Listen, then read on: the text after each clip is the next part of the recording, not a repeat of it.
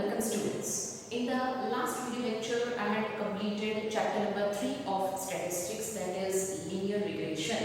Now in this video lecture, I am going to start with the fourth chapter of statistics, that is time series. That is the last chapter of your part 1 of textbook, that is statistics. Okay, so first of all, let us understand what is the meaning of time series. As you can see on the board, I have written the meaning, that is the statistical data collected at specific interval of time and arranged in chronological order is called time series.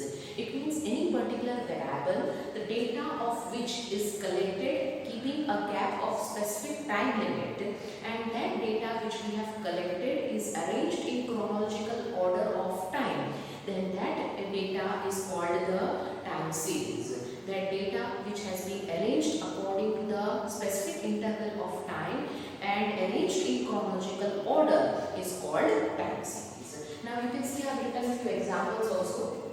Here you can see, you can easily understand with the help of example. For example, the data of temperature and rainfall of different places and time is useful to form policies for conservation of environment. It means the weather forecasting department collects the data of the temperature and the amount of rainfall of particular region at different time intervals. Then that data will be helpful to the concerned department to frame the policies for conservation of environment. It means you can see many of the forecasting or predictions are being undertaken by the weather forecasting department. How they can take that, how they can tell that in future or after within a 1 week there would be more rainfall or more temperature would be observed in particular region. That is on the basis of this time series. They are doing the forecasting or the future planning on the basis of this time series. Okay. And then afterwards, one more sentence I have written over here, that is the estimated value of this variable for future can be obtained if the values of such variable are studied over long time period. It means we are knowing that there are certain states, suppose Rajasthan is receiving very less amount of rainfall, and there are Cherrapunji and Assam are receiving more amount of rainfall. So why you can say that Assam is receiving more amount of rainfall and the Rajasthan is receiving less amount of rainfall? Because that is the survey or the research that has been done over a very long period of time, and on that basis they are forecasting and making the future planning. Okay, so here you can see the estimated value of this variable. It means estimation of forecasting of the future can be done of that particular variable on the basis of the data that is collected over a long period of time. Okay. Then afterwards, importance. Before understanding the importance, there are few of the examples that are given in your textbook, that is on page number 157.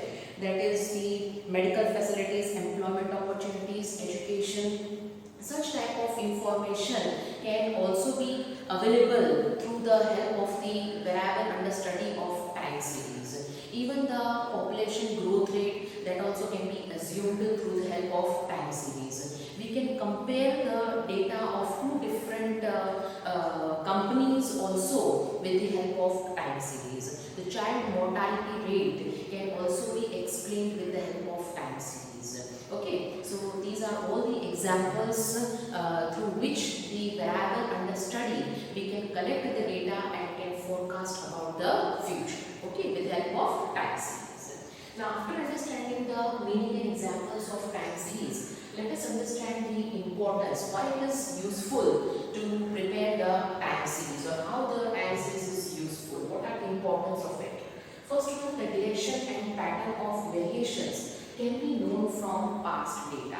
It means whatever the population data is being collected, knowing every 10 years the population census is being conducted. So through that population census, we can get the idea about the direction and pattern of variations. It means which caste people are more in our country, which age group people are more in our country, how many educated, uneducated, how many old age, how many young people. All that data or variations can be known in the population by the collection of the population census, by collection from the past data. So that is one of the main important use of time series.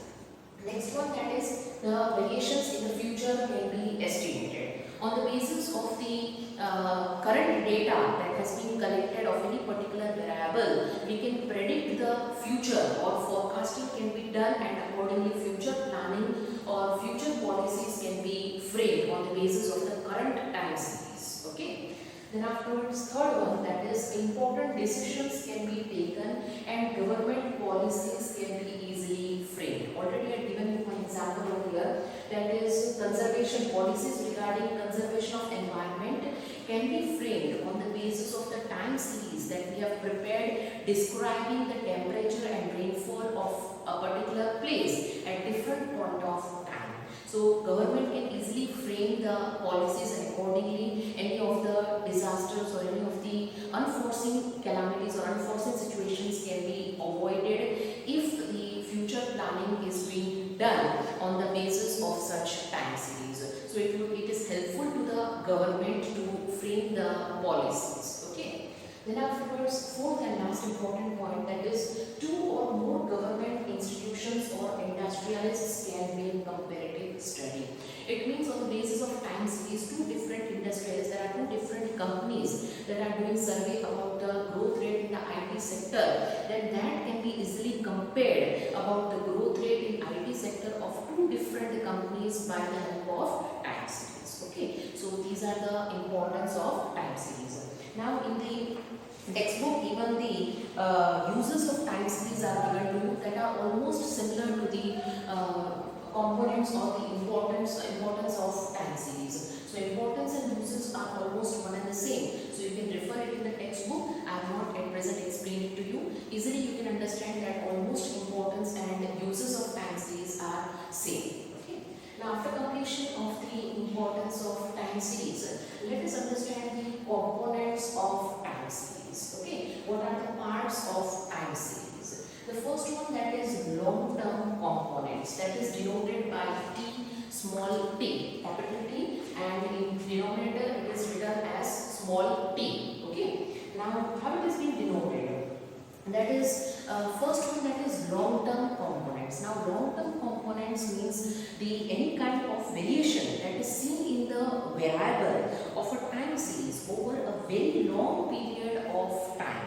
It means the effect of that change in the variable is due to the due to a very long time period. It is not seen immediately within a short time period. The change in that particular variable, then that is called long-term components. Okay, here in the textbook on page number 160, few of the examples are given to you. That is decreasing value of rupee, increasing use of mobile phones, then afterwards rising population of the country. That cannot be taken suddenly. It takes many of the years to make changes in the lifestyle and the living pattern, and the use of mobile phones have not changed drastically. Now you can see even the smallest person is also having the mobile phone in their family.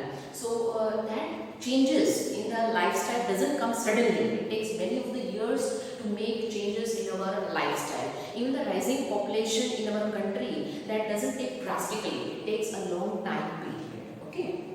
Then afterwards, the factors responsible for these changes produce a very slow pace of variation. The factors that are responsible for these changes in any particular variable, that factors changes at a very slow pace, at a very slow speed. For example, if you can see the literacy rate is increasing in our country, then it takes nearly 50 to 60 years to make changes in this literacy rate or the improvement in this literacy rate in our country.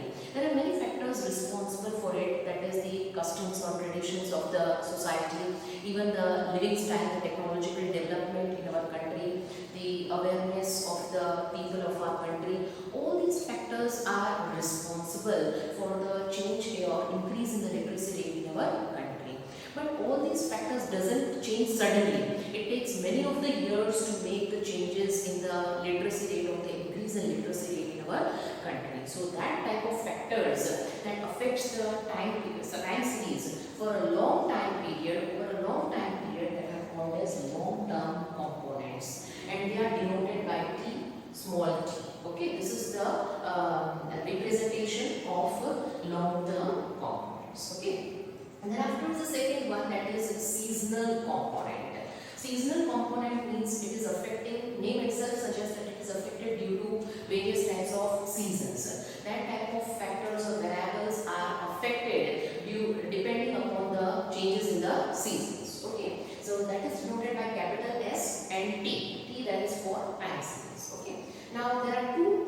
factors in seasonal component. The first one, that is effect of natural factors, and the second one, that is effect of man-made factors. Now, effect of natural factors. Students, you are knowing that due to change in the season, that is a natural factor.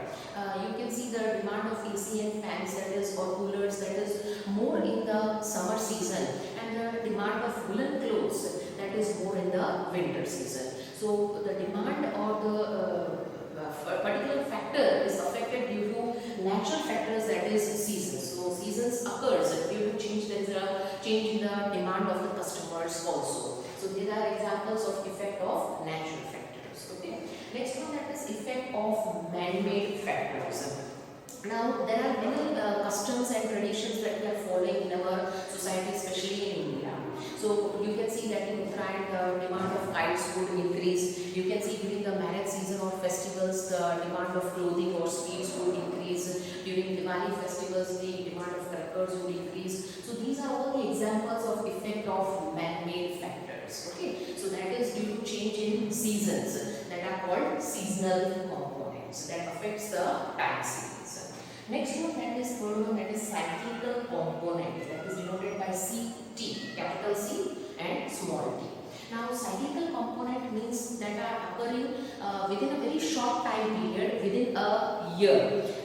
You can see the boom and recession period. It means the hike in the prices of the product and the low rates in the prices of the products. It means the boom period and the recession period. At present you can see there is a recession period going on due to this lockdown period. So that situation, it means continuous decrease in the prices of the products and less demand of the product, then that is called recession period. And continuous hike in the demand of the products and rise in the prices of the products, then it is called boom period. Okay, so at present the recession period is going on, as you are knowing all very well. Okay, so these cyclical changes, that is boom and recession period, that is coming in the category of cyclical components. Now you can see that is majorly affecting to the production prices of the products, and even in the share markets you can see the fluctuation in the share prices. So accordingly the investors will take the decisions regarding the buying and selling of the shares. All the decisions are dependent upon the cyclical components. Okay. Next one, that is the last one, random components that are also called irregular components. Now random components that are denoted by capital R and small t. Okay. Now random component or irregular components are unpredictable. You cannot predict them. You cannot certainly say that these components or these changes will come in our society or in our economic conditions. Suppose any earthquake, flood or cyclone or any kind of natural calamities occur, then naturally we cannot predict and we cannot say that certainly after 2 months this type of calamities would occur. They would occur naturally and without giving any kind of prediction, or certainly we cannot say that such kind of natural disasters would occur. So any kind of natural disaster, whether it may be earthquake, flood or cyclone, then that are coming in the category of random components which we cannot predict, which we cannot forecast, and about which we cannot do the future planning also. So that type of factors are coming in the category of random component. Okay. So basically the components of time series that are divided into two parts, that is long-term component, seasonal component, cyclical component and random. And the summation of the entire, that is also given in your textbook, that is represented in the form of an equation, as you can see on the board, that is yt. Okay, that is the symbol for time series, is equal to tt, that is for long term component, st that is for seasonal component, ct that is for cyclical component, and rt that is for random component. It means the change in the variable of any particular change in the data of any particular variable in the time series that is responsible, or there are 4 components affecting the changes in the variable in the time series. That is, first one long term component, seasonal component, cyclical component and random or irregular components. Okay students, so up till now we have understood the meaning of time series with examples. Then afterwards, what is the importance of time series and what are the components of time series.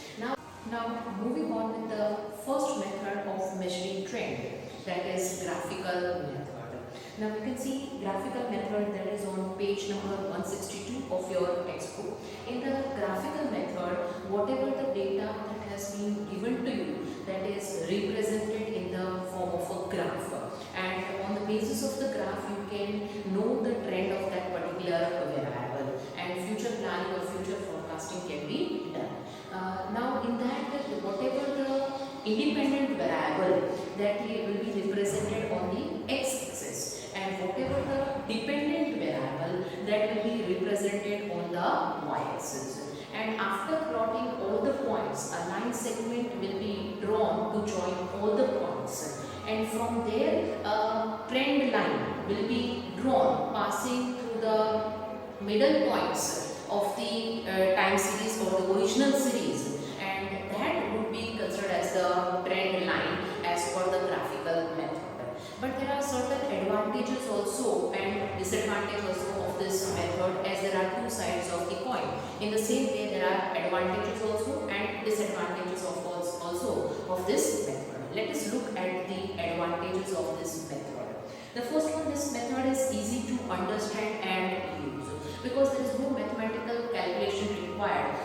Just looking at the graph, even the illiterate person can know the trend of particular variable. Okay. Next one, that is the trend can be found without any mathematical formula or calculation. So any mathematical calculations or formula is to be applied over here. So it is very easy to understand and easy to implement.